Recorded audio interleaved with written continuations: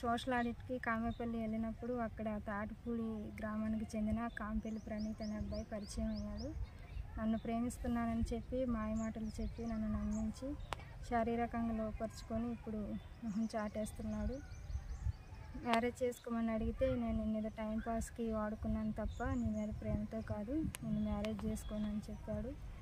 నేను నిన్ను పెళ్లి చేసుకుంటే మా నాన్న నిన్ను చంపుతాడు అని బెదిరిస్తున్నాడు.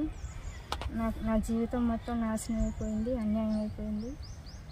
నాకు న్యాయం జరగాలని చెప్పి కల్లూరు పోలీస్ స్టేషన్కి వెళ్ళాను. 6 నెలల నుంచి తిరుగుతున్నా సరే అక్కడ పోలీసులు పట్టించుకోవట్లేదు. అక్కడికెళ్ళు ఇక్కడికెళ్ళు అని చెప్పి నన్ను 6 నెలల నుంచి తిప్పుతున్నారు. ఒక ఆడపిల్లగా పరువు మర్యాదలన్నీ పక్కన పెట్టి రోడ్డు ఎక్కి చెప్తున్నా కూడా నాకెవరు న్యాయం చేయట్లేదు, నన్ను ఎవరు పట్టించుకోవట్లేదు. మీరే నాకు న్యాయం చేయాలని కోరుకుంటున్నాను. ఆడపిల్లగా పరువు మర్యాదలన్నీ పక్కన పెట్టి నాకు న్యాయం చేయమని అడిగినా కూడా ఎవరు పట్టించుకోవట్లేదు. నాకు న్యాయం చేయకపోతే నాకు చావే దిక్కు. మీరైనా నాకు న్యాయం జరిగించండి. మీరైనా నాకు న్యాయం చేయాలని. పట్ల గ్రామం, నా పేరు మరియమ్మ. నేను సోషల్ ఆడిట్కి కామేపల్లి వెళ్ళినప్పుడు అక్కడ తాటిపూడి గ్రామానికి చెందిన కాంపెల్లి ప్రణీత్ అనే అబ్బాయి పరిచయం అయ్యాడు. నన్ను ప్రేమిస్తున్నానని చెప్పి మాయమాటలు చెప్పి నన్ను నమ్మించి శారీరకంగా లోపరుచుకొని ఇప్పుడు మొహం చాటేస్తున్నాడు.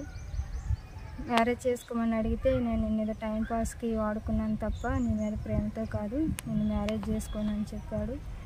నేను నిన్ను పెళ్లి చేసుకుంటే మా నాన్న నిన్ను చంపుతాడు అని బెదిరిస్తున్నాడు. నా జీవితం మొత్తం నాశనం అయిపోయింది, అన్యాయం అయిపోయింది. నాకు న్యాయం జరగాలని చెప్పి కల్లూరు పోలీస్ స్టేషన్కి వెళ్ళాను. 6 నెలల నుంచి తిరుగుతున్నా సరే అక్కడ పోలీసులు పట్టించుకోవట్లేదు. అక్కడికెళ్ళు ఇక్కడికెళ్ళు అని చెప్పి నన్ను 6 నెలల నుంచి తిప్పుతున్నారు. ఒక ఆడపిల్లగా పరువు మర్యాదలన్నీ పక్కన పెట్టి రోడ్డు ఎక్కి చెప్తున్నా కూడా నాకెవరు న్యాయం చేయట్లేదు, నన్ను ఎవరు పట్టించుకోవట్లేదు.